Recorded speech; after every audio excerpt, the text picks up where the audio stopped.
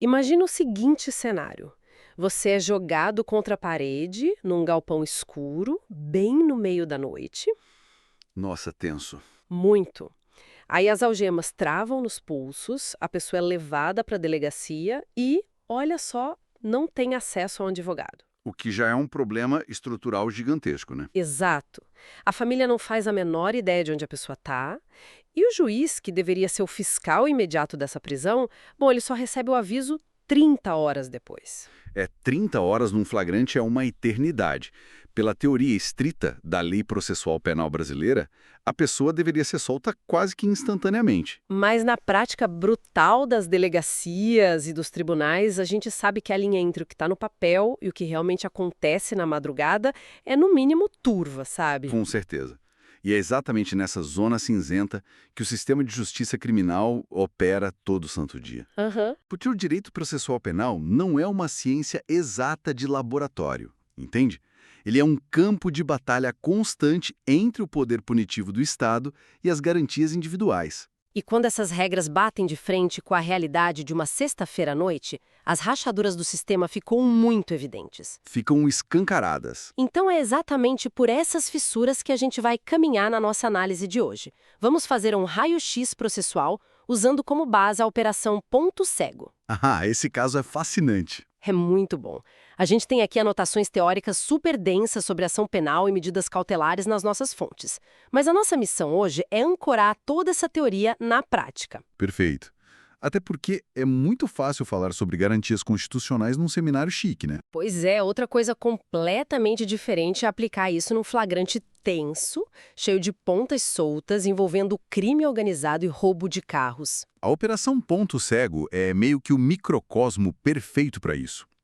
Ela obriga a gente a olhar para a prisão não como um fim nela mesma, sabe? Sim. Mas como uma ferramenta provisória e muitas vezes instável que o Estado usa enquanto tenta montar o quebra-cabeça.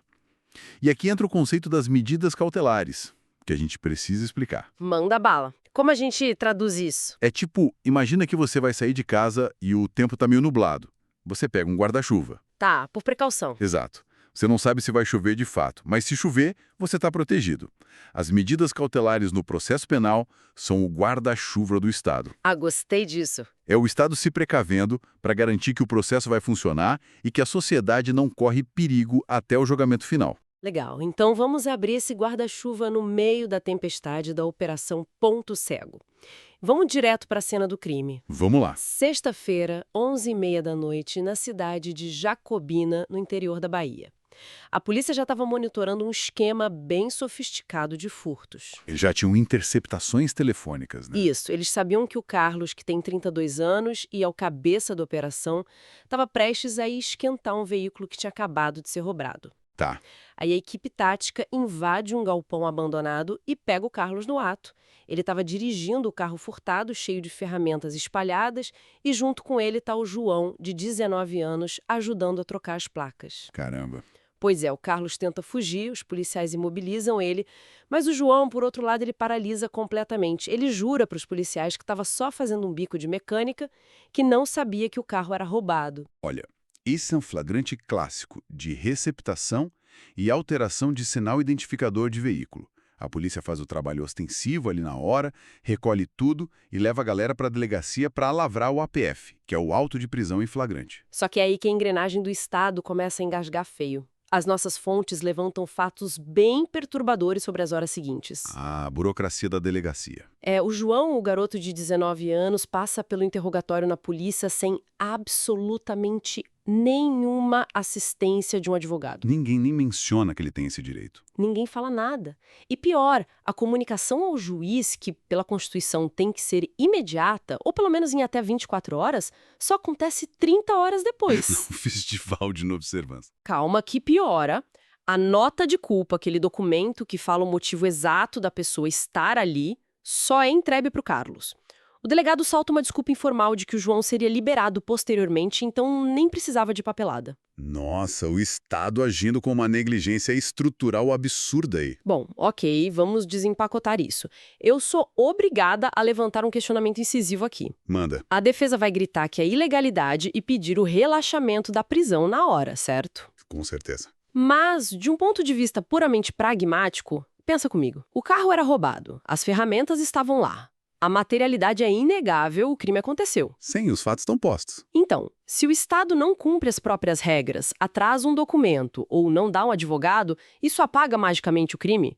Tipo, isso é uma mera irregularidade de papelada ou uma falha fatal que torna a prisão ilegal de verdade? Essa é a crítica que a gente mais ouve, né? Mas, olha, ela parte de uma premissa perigosa. No processo penal, a forma não é só uma burocracia chata. Não. Não, a forma é a própria garantia do cidadão contra abusos. O que é fascinante aqui é que quando dizemos que a prisão é ilegal por falta de aviso ao juiz, não estamos dizendo que o crime sumiu. A investigação continua. Exato, a chuva continua caindo, usando nossa analogia. O relaxamento da prisão ilegal é uma sanção ao próprio Estado. O juiz diz assim, olha, Estado, você tem o monopólio da força para prender, mas só pode usar isso se seguir o manual de instruções. Ah, entendi. Você não seguiu as regras do jogo, então solta o cara. Se o juiz tolera 30 horas hoje porque o crime era óbvio, amanhã ele tolera 40 e depois tolera a tortura. A rigidez formal é a única barreira que a gente tem contra o arbítrio policial. Faz todo o sentido.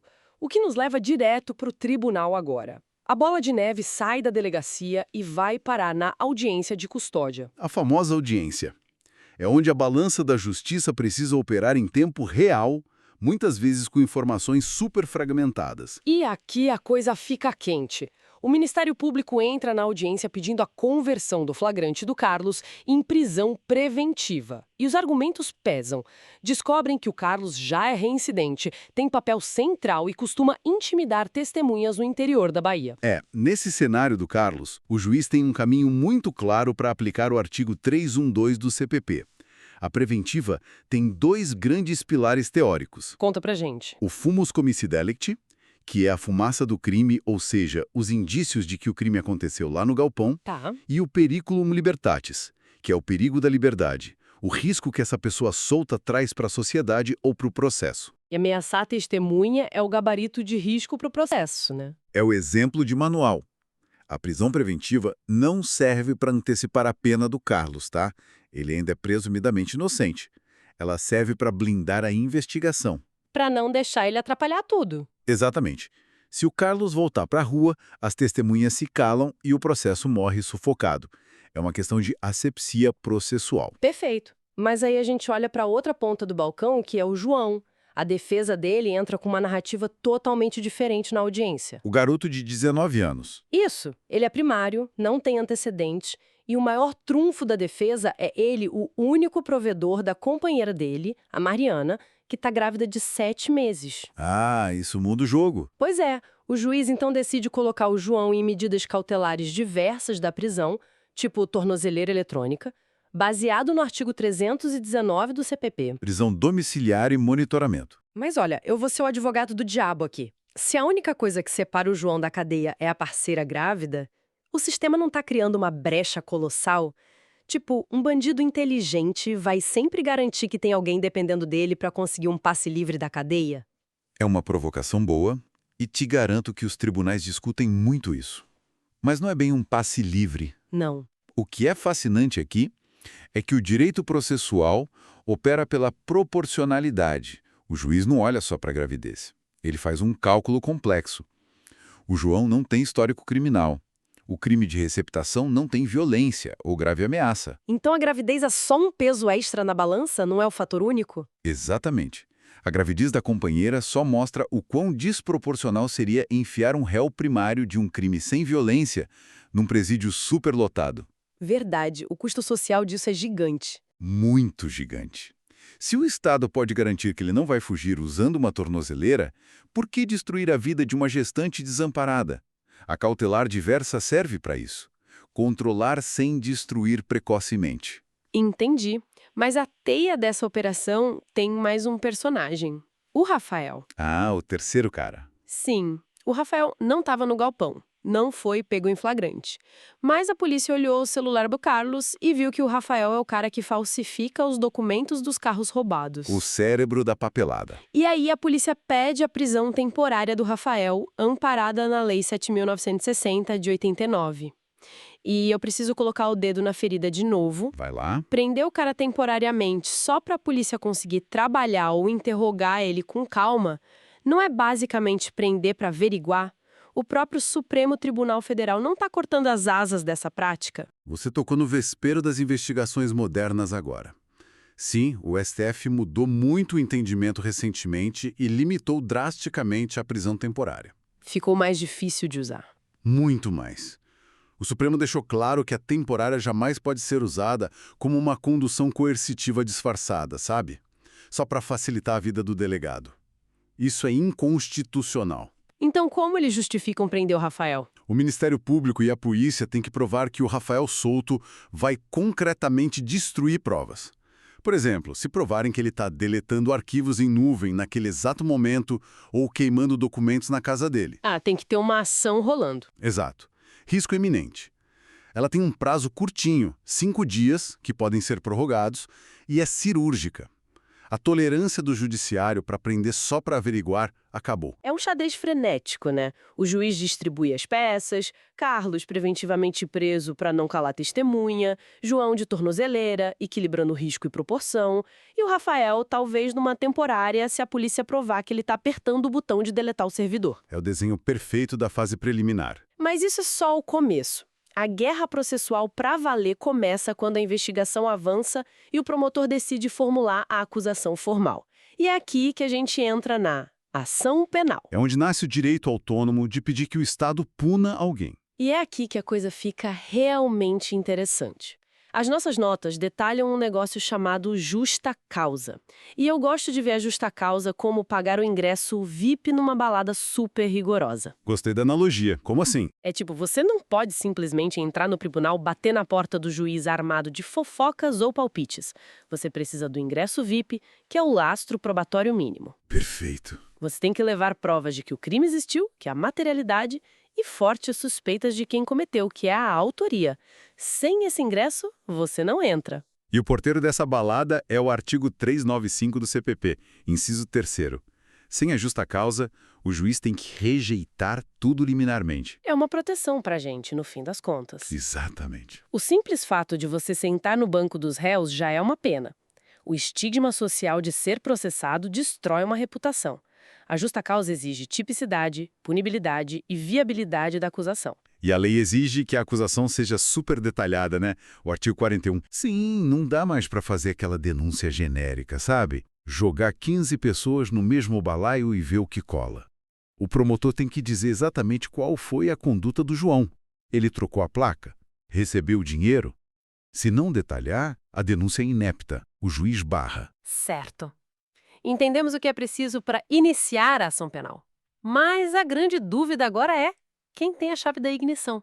Quem é o dono do processo? Bom, a regra de ouro no Brasil, pelo artigo 100 do Código Penal, é a ação penal pública.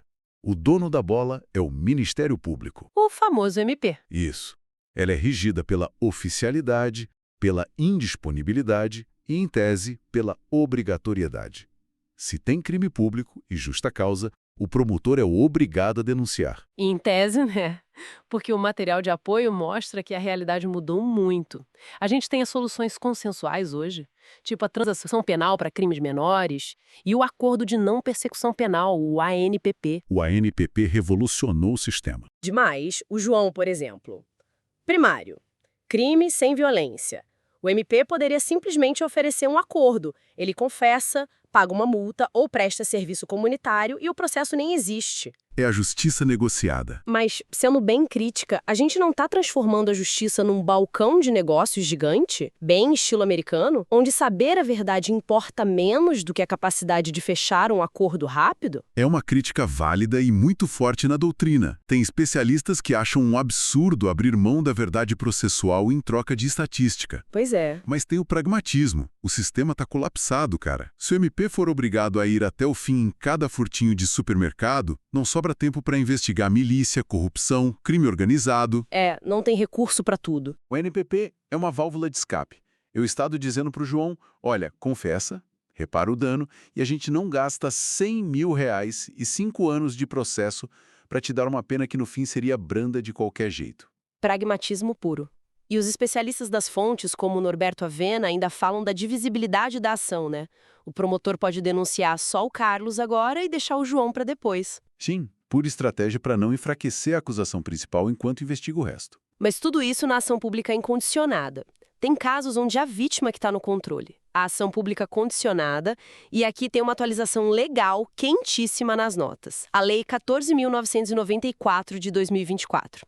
Essa mudança foi sutil, mas o impacto é gigantesco. A diferença entre ameaça e stalking, a perseguição, Explica para quem está ouvindo. A ameaça mudou, né? mudou. Antes, se alguém te ameaçasse de morte, o promotor só podia agir se você fosse na delegacia autorizar. Era a tal da representação. Mas a pessoa ameaçada tem medo de ir na delegacia. Exatamente. O agressor ameaçava, a vítima recuava por terror e o Estado ficava de mãos atadas. Agora não. Com a nova lei, a ameaça passou a ser incondicionada. O promotor ficou sabendo, ele denuncia na hora, independente do consentimento da vítima. O Estado toma as rédeas para proteger a vítima dela mesma. Mas olha que loucura, o crime de stalking, aquela perseguição obsessiva, continua precisando de representação. Por que essa diferença se o stalking destrói a mente da pessoa É igual? por causa do strictus judício, o escândalo do processo. Como assim? Pensa bem. Num caso de perseguição, o processo criminal vai expor a intimidade da vítima inteira. Vão ler mensagens incessantes, e-mails de madrugada, presentes bizarros, num tribunal público. Isso gera uma revitimização imensa. Ah, a pessoa revive o trauma na frente de todo mundo. Exato. Então o legislador pensou, a conduta é grave, mas eu não vou revirar a vida dessa pessoa a menos que ela me dê permissão expressa. Já na ameaça de morte direta, o mal é tão iminente que o Estado corta pela raiz sem perguntar. Que design brilhante! E ainda tem a ação penal privada, tipo a queixa-crime, onde a vítima é a dona absoluta de tudo e pode até perdoar o agressor no meio do caminho. Isso mesmo. Mas espera. Juntando todas essas peças, me veio um cenário na cabeça agora. Imagina que o caso do Carlos fosse um crime público. O MP é o dono da ação.